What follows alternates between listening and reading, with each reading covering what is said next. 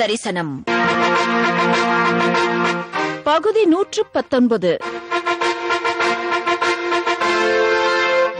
ஆலி நாட்டு அரசன்.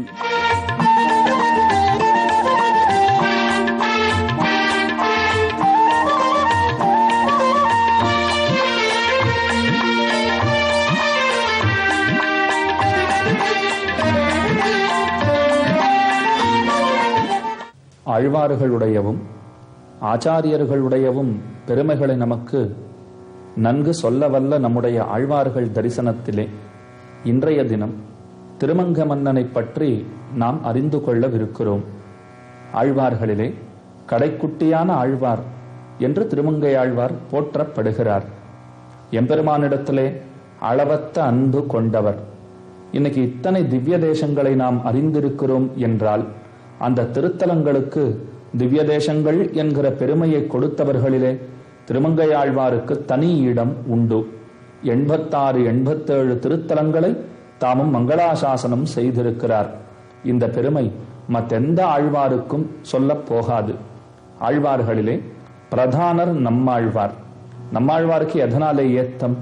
பிரபன்னஜன கூட்டஸ்தர் என்று நம்மாழ்வாரை கொண்டாடுகிறோம். நம்மாழ்வார் பிறந்தாரோ நமக்கெல்லாம் முக்தி சுலபமாயிற்று என்பது ஆன்றோர் வாக்கு. அந்த நம்மாழ்வார் ஆழ்வார் திருநகரியிலே திருவவதாரம் பண்ணினவர். அங்கு நின்னும் நம்பெருமாளுடைய தரிசனத்துக்காக அத்தியன உற்சவத்துக்காக ஸ்ரீரங்கத்துக்கு எழுந்தருளிக் கொண்டிருந்தார் என்பது வரலாறு. ஆக ஆழ்வார் திருநகரியில இருந்து புறப்பட்டு ஸ்ரீரங்கத்துக்கு வந்து சேர்ந்து திரும்பவும் ஆழ்வார் திருநகரிக்கு தை மாசத்திலே தான் நுழைவராம் ஒரு காலத்திலே நம்மாழ்வார். எனதுக்காக இதை சொல்ல வந்தேன் என்னால் அந்த திருவத்தியன உற்சவத்தை நடத்தி வைத்தவர் அந்நாளிலே திருமங்க மன்னன் என்பது பிரசித்தமான வரலாறு. ஆக திருமங்கை ஆழ்வாராலே கொண்டாடப்பட்டவரான நம்மாழ்வார்.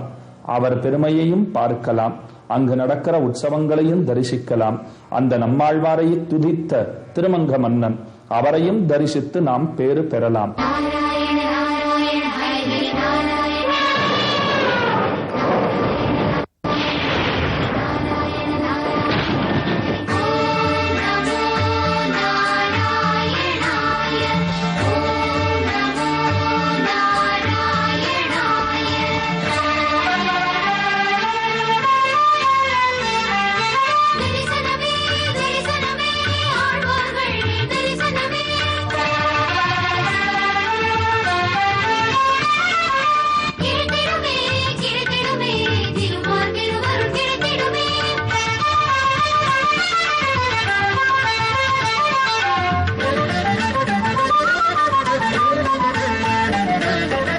தரிசனம் காண வாருங்கள் ஆழ்வார்கள், தரிசனம் காண வாருங்கள்.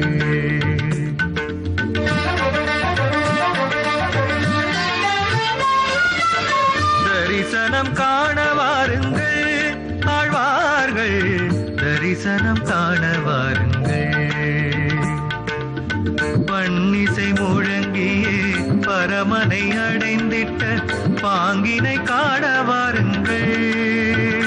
பக்தி பன்னிசை முழங்கியே பரமனை அடைந்திட்ட பாங்கினை காண வாருங்கள். ஆழ்வார்கள் அடியினை நாடி வாருங்கள். நம்மாழ்வார் அடியினை நாடி வாருங்கள்.